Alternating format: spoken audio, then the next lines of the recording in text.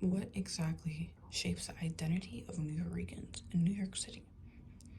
In the streets of New York City is a community with a rich identity. Descendants of Puerto Rican migrants who settled in the city during the mid 20th century. Nuyorican have a unique blend of Puerto Rican heritage and American culture.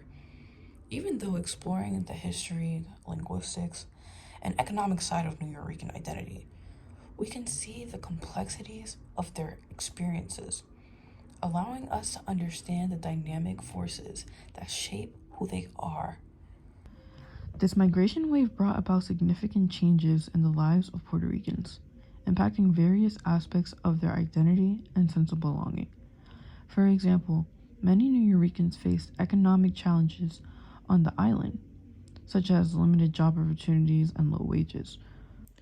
In the 1870s, a revolutionary committee known as the Revolutionary Committee of Puerto Rico was indeed formed in New York City. This committee was a pivotal organization in the movement advocating for Puerto Rican independence from Spanish colonies. Led by Puerto Rican exiles living in New York City, the committees served as a platform for organizing and coordinating efforts to achieve independence for Puerto Rico.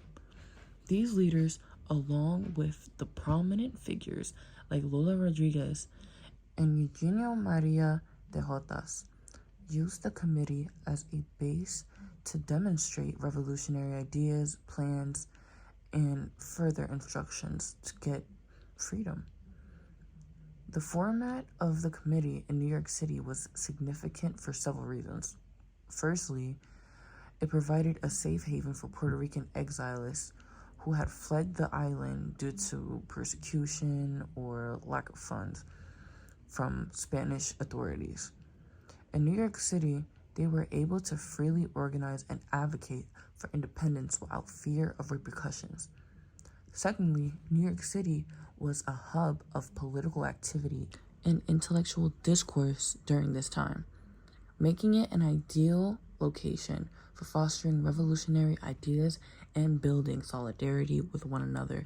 The Revolutionary Committee of Puerto Rico played a crucial role in supporting the independence, both within the Puerto Rican diaspora community in New York City and along other communities.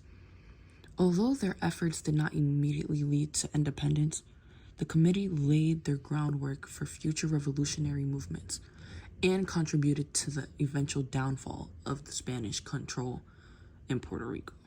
Another Puerto Rican group later emerged, the Young Lords. The Young Lords were a Puerto Rican nationalist organization that emerged in the late 1960s in New York City. Inspired by the Civil Rights Movement and the Black Power Movement, as well as the struggles for Puerto Rican independence, the Young Lords sought to address social, economical, and political injustices facing Puerto Ricans and other marginalized communities.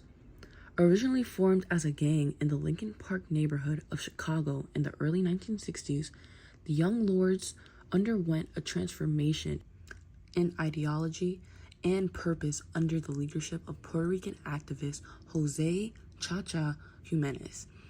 They rebranded themselves as a political organization dedicated to fighting for the rights of Puerto Ricans and other opposing groups. In New York City, the Young Lords focused on issues such as poverty, police brutality, inadequate health care, and substandard housing affecting Puerto Ricans and the Latinx community. They organized protests, demonstrations, and directed campaigns to demand improvements in these areas.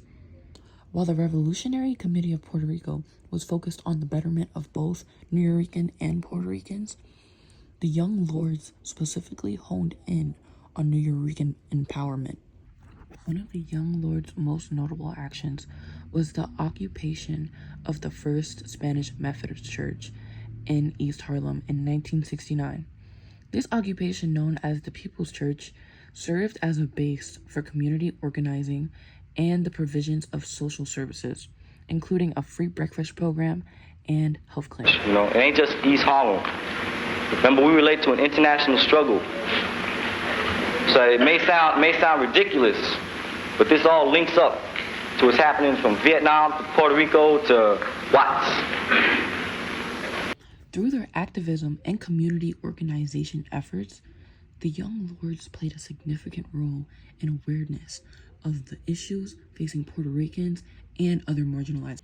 Through their activism and community organization efforts, the Young Lords played a significant role in awareness of the issues facing Puerto Ricans and other marginalized communities. They paved the way for subsequent generations of activists and organizers